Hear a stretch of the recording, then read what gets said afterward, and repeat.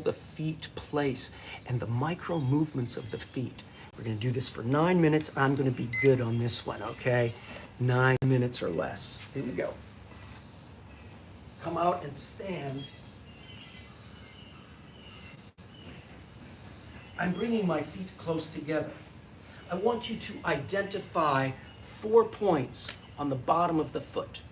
I want you to identify behind the big toe, behind the little toe, on the inside and the outside of the heel, these 4 points. And I want you to come stand and feel your feet gathered inside the line of your shoulders. I want you to identify pressure in the big toes and in the bone behind the big toe. Yes, behind the little toe. Breathing. Use your, as you know, you can begin to identify using your breath. The inside of the heel right, the inside of the heel left, is outside of the heel right, outside of the heel left. Now, you've identified 4 points left, 4 points right. Are each of those 4 points rounded equally? If you're normal, it's unlikely that that's true. You know. If you're a regular person like all of us, it's uncommon that those 4 points, right and left, bear weight equally. That's what I want you to look for, these micro movements. Do not take it for granted. I'm going to lift my toes up. Oh, all of my toes are lifting, and I can feel more specifically the heels and the points in those metatarsals. Yes. I'm going to imagine I could lift in my arches now. Is each point connected equally? My right point of the big toe, is it connected equally with each point of my heel and the outside point of the little toe? My left foot, same thing. Is my left metatarsal point behind that big toe pressing equally with each of the 3 corresponding points of the left foot? Now, is the left metatarsal behind that big toe corresponding equally with all points of the right foot? The right metatarsal point behind the big toe corresponding equally with all the points of the left foot? Oh, that's a lot of stuff. You could take quite a long time to be in that. Stay there with it. Find those points and breathe. Good. Now let those toes sink down easily and wide as possible. In my legs, my feet ground at the heels, 40% of my weight. Into those points in the foot behind the big toe and little toe, 40% of my weight. My toes touch down. They're very valuable for the balance. 20% of my weight. I bear weight there, relax my jaw. Yes. Lift up in the arches of your feet. My feet are grounded. Beautiful. Can you observe a different quality in the action of your feet, the awakened strength of your feet, simply standing there? Now, what if we shift the weight so that I'm bearing weight on the 2 points on the outside, the back heel on the outside and the little toes metatarsal. I lift, my little toes are down, but all of the other toes lift off of the mat. I am awakening a big eversion of these ankles. So if I could feel my weight bearing on the outside of each foot into the ankle. I'm breathing that. And if I could bear more weight down, with that, I breathe it. I align my ankles, my hips, my shoulders, and my ears in this coronal plane. Bearing weight down. Beautiful. Breathe. Simple. Look at this foot placement. Beautiful. Come back flat. I separate my feet slightly. My feet are parallel. I roll to the inside arch. 2 points, the inside point behind, inside the heel, and the big toe, metatarsal point. My big toes are down. All of the other toes lift. My knees gather to the center. My tailbone drops down. Am I bearing equal weight in each of these 4 points down in the ground? The big toes and the heel area, right? And then right and left.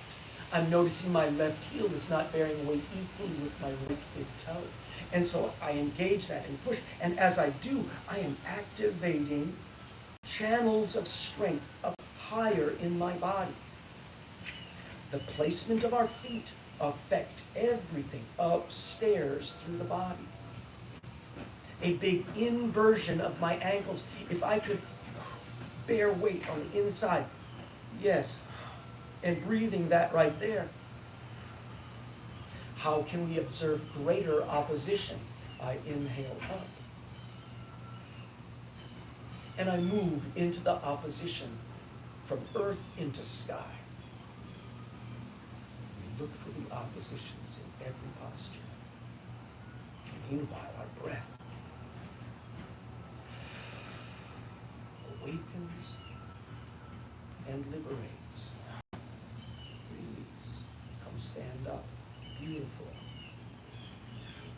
Bear weight in both feet. Now, I'm going to balance on one foot gently. You may not be able to do this with your toes, not yet.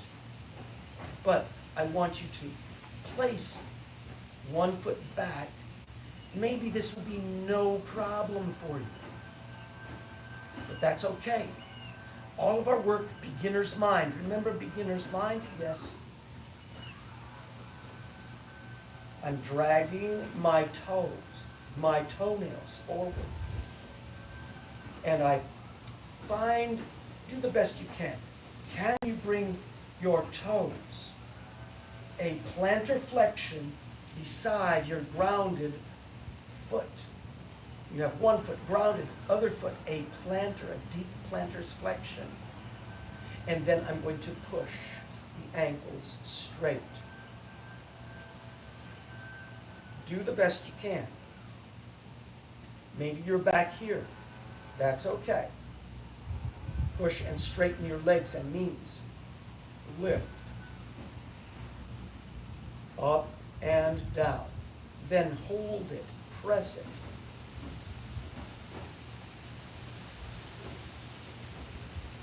And take it down. Same thing, what we do to the right, we do to the left. This is true in almost everything, but not 100%. Some moves in more advanced practice, you'll want to be more specific. How you enter, how you balance right and left. Go, push. Yes. Push and hold it. One foot, plantar flexion. One foot, dorsiflexion. Good, take it down. Beautiful. So there's 3 movements, 3 observations.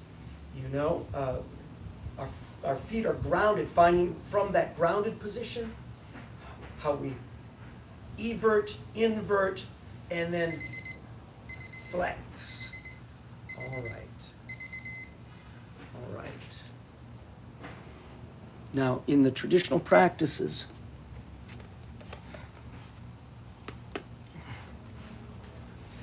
There would be time to lie down, make your corpse pose, and you can do that.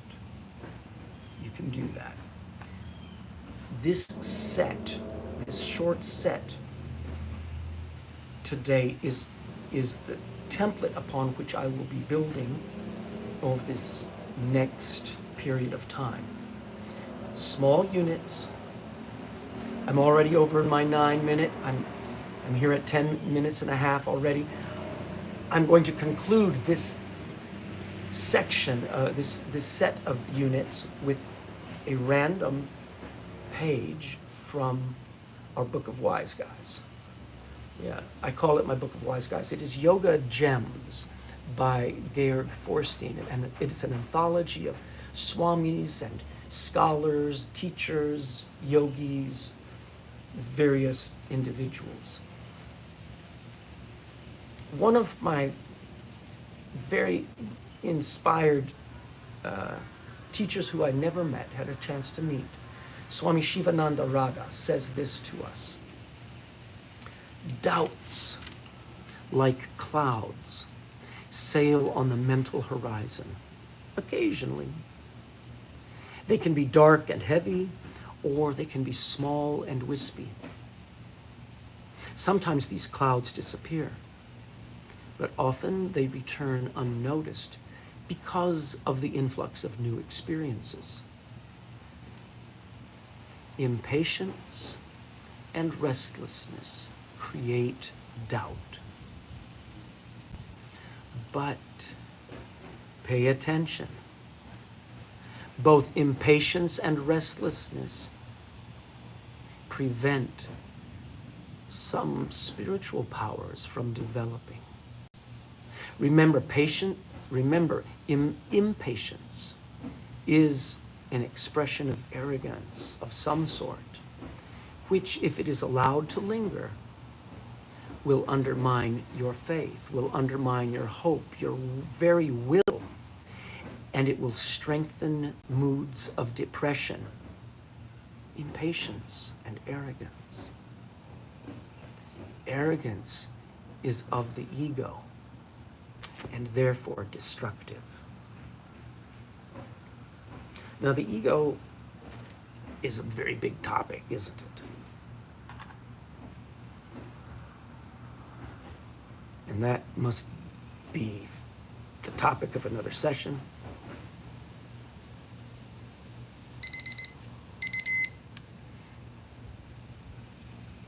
And I will aim to open with that next time. Okay. Namaste. Thank you for participating in this continuous process. Today's multiple sets of units dedicated to a longtime friend and Debbie Moses, and of course to my teachers, primarily Kumar Palana, who my life would not be what it is without him. So namaste, namaste, namaste to all of you, and thank you. I am learning. Each of these units was supposed to be 9 minutes. I'm talking too much. I gotta cut it back. Namaste.